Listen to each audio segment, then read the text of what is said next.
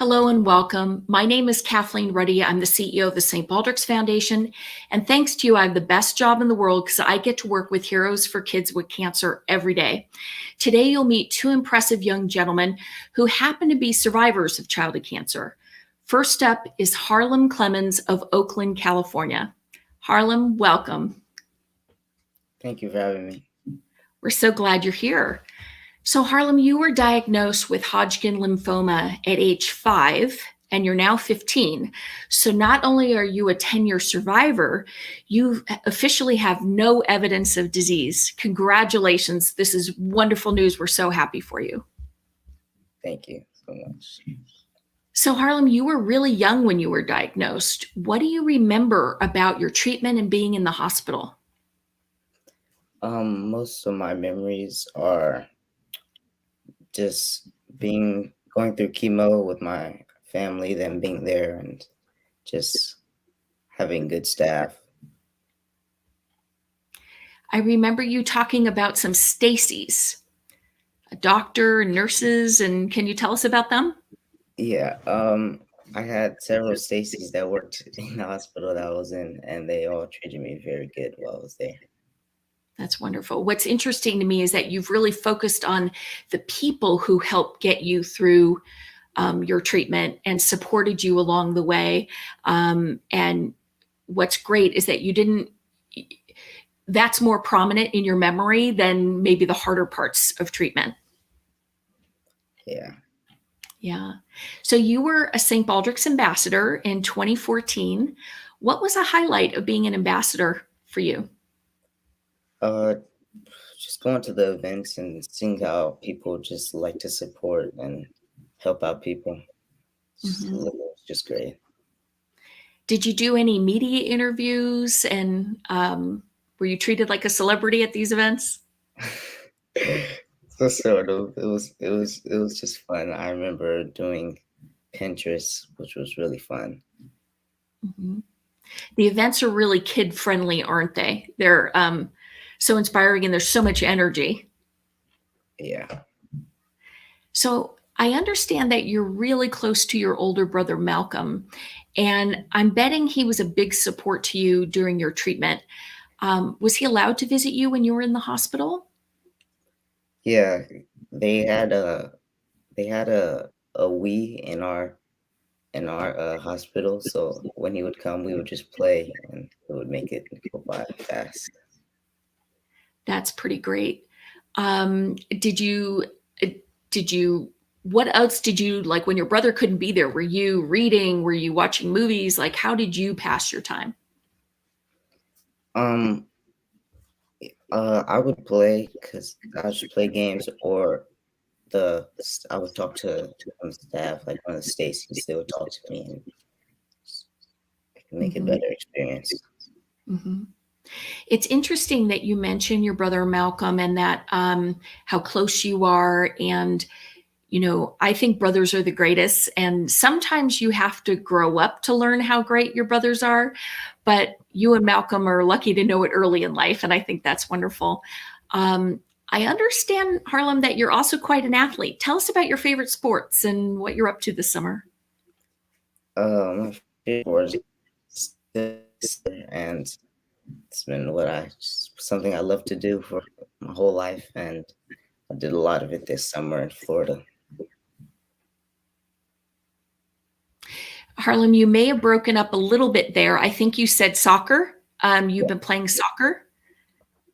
And right before we started this program, you were sharing that you were at a soccer camp in Florida. Do you want to tell us about that? Yeah, so basically it's a high school, but they do camps in the summer, and so they have really good facilities and coaches, and it was a good experience for the month that I was there. And what did you do last year? I think you did something special in relation to soccer last year. Last year. Something associated with the Olympics. Weren't you on the Olympic development team? Oh yeah, we had a Olympic development team uh for California, and I made that team, and that was a good team to play with because I knew a couple people on there too. That's phenomenal. Did you watch the Olympics, or were you too busy playing soccer yourself to do that? Yeah, I was watching it with my family. Yeah. Well, I think the U.S. team needs you. It was not our best tournament, but I'm looking forward to better days ahead for U.S. soccer, um, and I'm sure you are too. Harlem, I know you've also grown up speaking French. Do you still attend a bilingual school? Not anymore, but I'm planning to keep learning it in high school. Mm-hmm. And have you been able to travel places where you've been able to use your French language skills? Yeah, in fifth grade, we went to France and we lived with a correspondent family, and it was good to use it there. Mm-hmm. And you have some friends from Africa, I think, that have visited you as well, and you've been able to practice with them. Yeah, we actually went to the movies with them, and I was able to like help them understand things that they didn't. It's pretty cool. So you were actually interpreting while you're watching a movie. That's pretty impressive. You must have a very good command of the language. Thank you. So traveling as you have, having friends in other parts of the world, it really helps you understand that we all have a lot in common, doesn't it? Yeah. So I know that your favorite time of year is Christmas, and that your family has added a holiday on December 27th. What is special about that day? What does it mean to you? It's the day that I was pretty much times cancer free, and we basically celebrate it as a holiday. I think that's a worthy holiday for anybody to celebrate. And I think that we'll all make sure that we celebrate with you on December 27th this year. That's a great day to celebrate. Do you find that a lot of your fellow cancer patients that you've known through your hospital stays and so forth celebrate the day that they also either end treatment or are determined to be cancer free? Yeah, I hear a lot of people that have significant days in their journey that they celebrate. Mm-hmm. Now, I think you've shaved your head 6 times for St Baldrick's, most recently in June of this year. So I want to thank you for that. But tell our audience, if you would, Harlem, why do you continue to shave, and what's the experience like for you?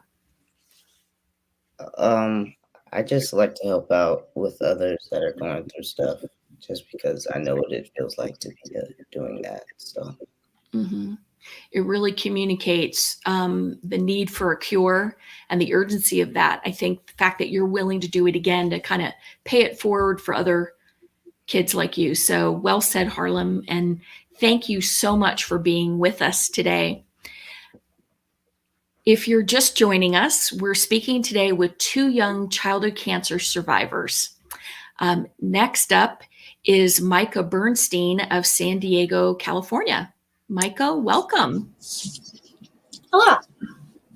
So, Micah, tell us, you were diagnosed with neuroblastoma at the age of 2, and now you're the ripe old age of 10, and you have no evidence of disease. Congratulations to you, too. I'm very happy about it. Yes, It's been 6, I think it's almost 7 years. Yeah, it'll be 7 years at the end of the month. that's outstanding. That is what we're working for every kid with cancer. Now, you've traveled a lot to be treated and gone to a lot of different hospitals, and you've interacted with many doctors and nurses as well. Is there any one place or person that's made a big impression on you in your treatment? The place that made the biggest impression on me was probably Children's Hospital Los Angeles, because that is where I spent most of my treatment.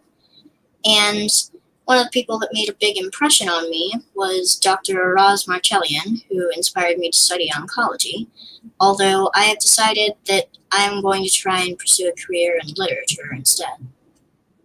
Wow, interesting. So I totally understand why Dr. Marcellian would be an inspiration to you. And maybe we can merge your interests, and maybe you can help write about some of the discoveries in childhood cancer research at some point. But I think that